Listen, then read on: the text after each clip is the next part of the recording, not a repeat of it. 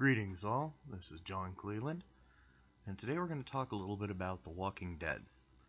Specifically something that's kind of been bothering me for a while, watching the show, reading the comic, etc. It just seems like the protagonists are a bunch of seriously incurious human beings. I realize that they're in a situation, a bad one, a survival situation, but at the same time it seems to me like they may want to think a little bit about the nature of the enemy they're fighting. And I'm not talking about the guys with the baseball bats, etc. I'm talking about the walkers themselves. What makes them tick? What do they do? Why are they what they are? So that's going to be my focus today. We're going to talk a little bit about possible theories relating to the comic, the video games, the TV show. We're going to just range all over the place. One thing I want to indicate is that there's probably going to be spoilers. I'm just going to throw it out there. Spoilers for the comic, spoilers for the TV show. I'm not explicitly going to go there, but there will always be people complaining about that, so just bringing it up now. You know, dead people getting up and walking around and eating folks, that's impossible in our universe. But in the Walking Dead's fictional universe, not so much. They do exist. The question is, what are they, and how are they? How do they exist? Well, the first thing I want to say is, based on my reading, my watching, these things, they're not zombies. What do I mean by this? Well, hold on to your butts. So the Walker virus, and for the purposes of this video, I'm going to refer to it as HRV, Human Revivification Virus. May as well have a name. It's highly virulent, so much so that it's in everybody's bloodstream. That's canon in the show and the comic. See the CDC in the first season. Everybody has the virus. It doesn't just kick in normally, because the body has some kind of resistance to HRV. We have some sort of limited natural resistance. It's like herpes in love. It's forever. It doesn't really have much effect on most people.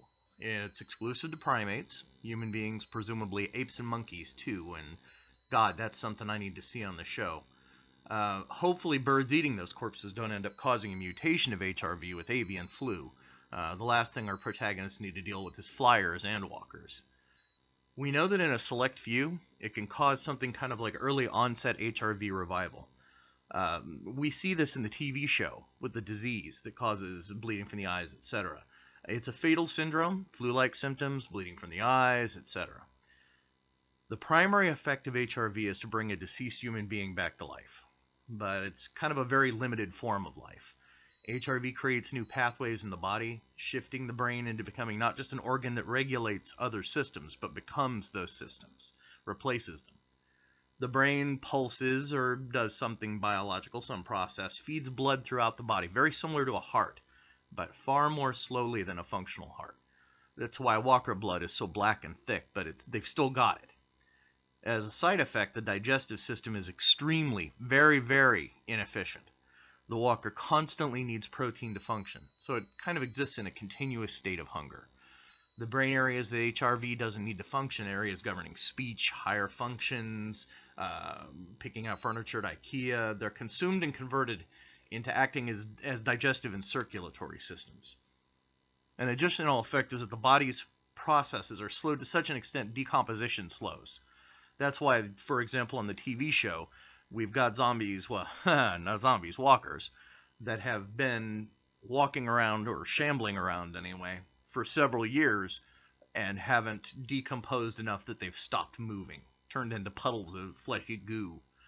An additional effect is that the body's processes are slowed to such an extent that decomposition slows down greatly. It's inevitable, but it's much, much slower than an actual corpse. I mean, in summary, the walkers weren't really zombies as such. They're actually alive. They're living creatures, just not the same way that humans are. That's why walkers drop into a mopey state of torpor when there's nothing living to eat. They're conserving energy. So in this theory, there is blood flow, just very slowly. The average heart pumps about 2,000 gallons of blood a day, so let's say 10 gallons of blood. That's why the blood's rotten, coagulated when a walker's killed. This is what causes the flow of blood from the eyes in cases of early onset HRV revival. The brain is reconfiguring itself as a circulatory organ. This also causes swelling of the brain, and as it reconfigures it, it generates a high fever. Now let's add an additional factor. HRV also creates something like venom sacs in the rear of the walker's throat. When they bite someone, the sacs empty a massive dose of HRV into the victim's bloodstream. This is why a bite would most likely be fatal, but smearing yourself with blood or being spattered with blood when killing a walker doesn't. And this would lead to a sudden and massive case of early onset HRV revival. There's no bleeding from the eyes because the host dies before this starts due to the huge influx of HRV infection. So that's my theory. That's where we stand. What it comes down to is that our creatures here are not zombies. They're a living creature of sorts, but they can be beaten by destroying the brain simply because that's the only functional organ in their bodies now. So, again, only a theory. Take it or leave it. Talk to you later.